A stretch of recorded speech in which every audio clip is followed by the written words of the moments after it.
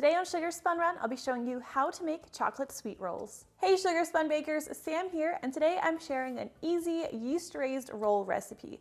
These chocolate sweet rolls are a lot like my cinnamon rolls, but they're made with active dry yeast, and of course they have a rich chocolatey center and a lovely chocolate glaze on top. Now the first thing you're going to need to get started is 3/4 cup of whole milk. Now the temperature of this milk is important. You're going to need to heat it to be between 105 and 110 degrees Fahrenheit. You will want to use a thermometer to check that your temperature is accurate, and you can heat it on the stovetop or in the microwave. I just heated mine in the microwave. If it gets too hot, make sure you let it cool back down to that temperature range, otherwise it'll kill your yeast. We're going to add this to the bowl of our stand mixer. Now into our milk, we'll add 2½ teaspoons of active dry yeast and just a teaspoon of granulated sugar. We'll stir these ingredients together and then let them sit for about 5 minutes or until the yeast is nice and foamy. So once your yeast is nice and foamy like this is, we're going to add 1/4 cup of granulated sugar. We're also going to add 1 large egg plus 1 egg yolk. So you're going to discard one of those whites, and I like to lightly beat these eggs before adding them in with the rest of our ingredients.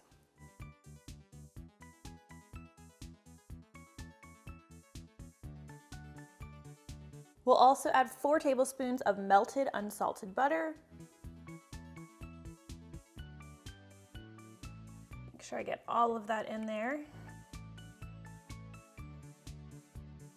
Once you have everything combined here, you're going to need a separate bowl for your dry ingredients. Now we're going to start with 2 3/4 cups of all-purpose flour. You might need a little bit more, but we're just going to start with 2 3/4 cups. To the flour, we're going to add 1 tablespoon of cornstarch and 1 1/4 teaspoons of salt. We'll just whisk these together until they're combined.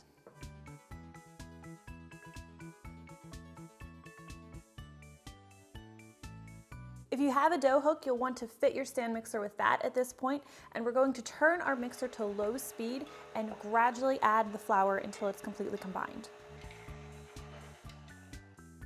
Going to pause here and just scrape down the sides and bottom of the bowl so that we get all of our ingredients nicely incorporated.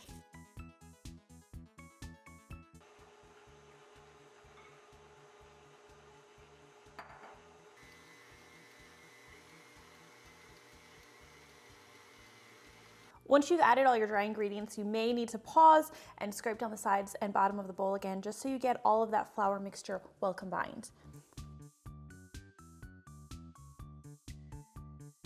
Gradually increase the speed of your mixer until everything is nicely combined and you have a nice soft dough ball.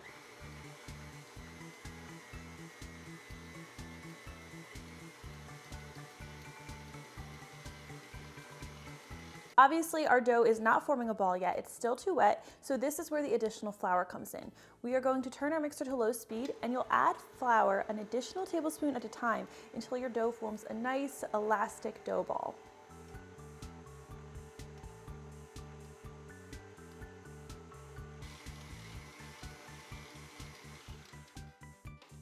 So this is looking a lot better, but it's still a little bit too soft. It's not pulling away from the sides of the bowl yet, so we're going to add a bit more flour.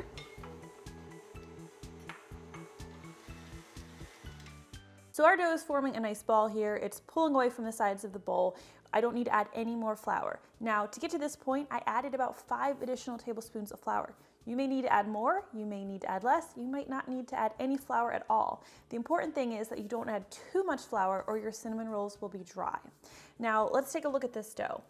As you can see, it's pretty elastic. We're gonna beat it a little bit longer to get it smoother, but it's tacky to the touch, but it's not so sticky that the dough is coming off on my finger, so we're at a good point here. I'm going to turn this mixer back to low speed, and I'm just going to continue to stir until the dough is smooth and elastic.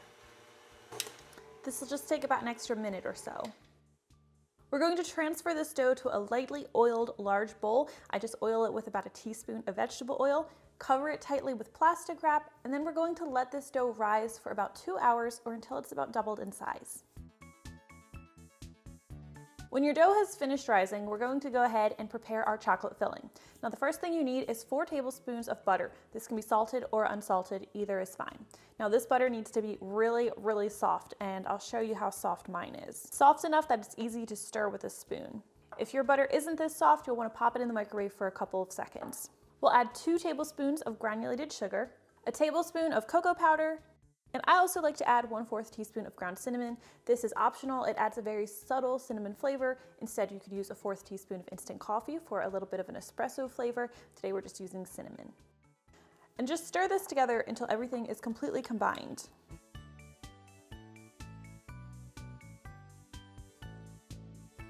Set this aside, we're not going to need it just yet, and you'll want to grab your dough. Now this should be doubled in size. We're going to transfer it to a lightly floured surface.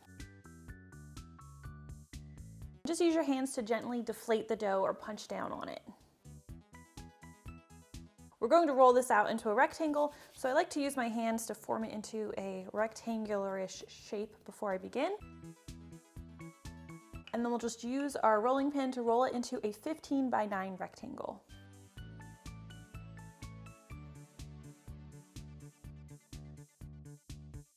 Now spread your chocolate filling over the surface of the cinnamon roll dough. We're going to spread it, leaving about a 1/2 inch of perimeter untouched by the filling.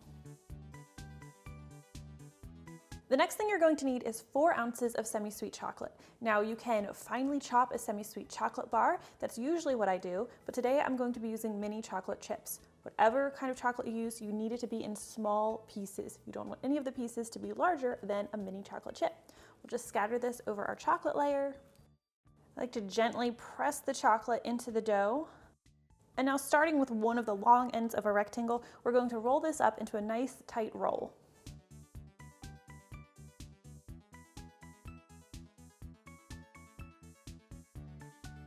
Use a sharp knife to cut this into 9 even-sized pieces.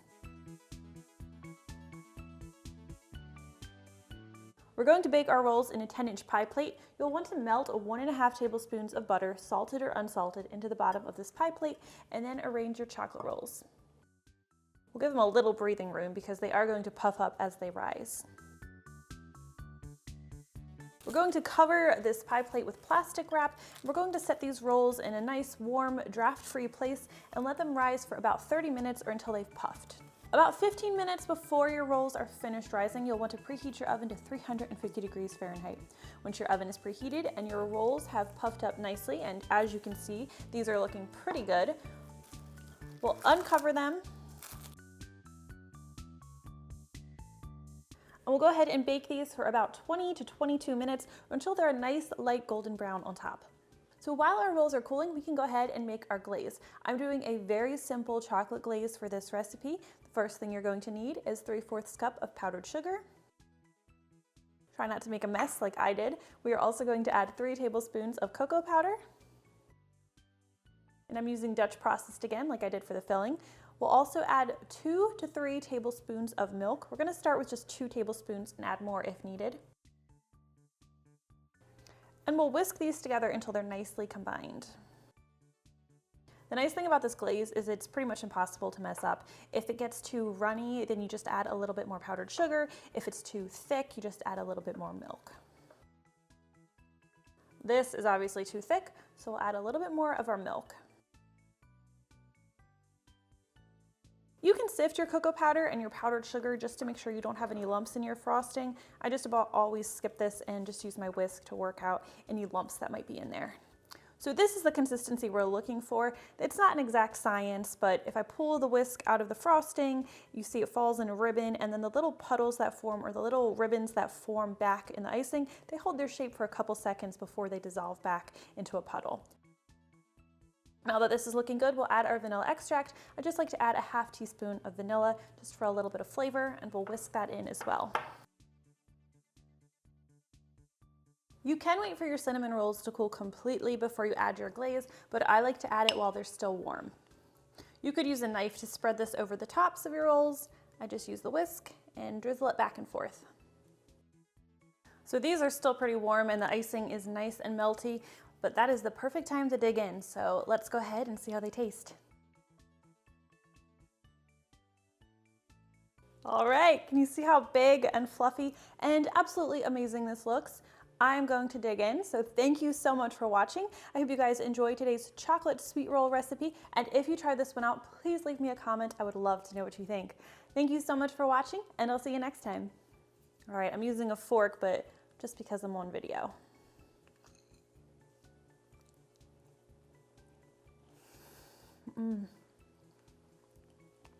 This is good.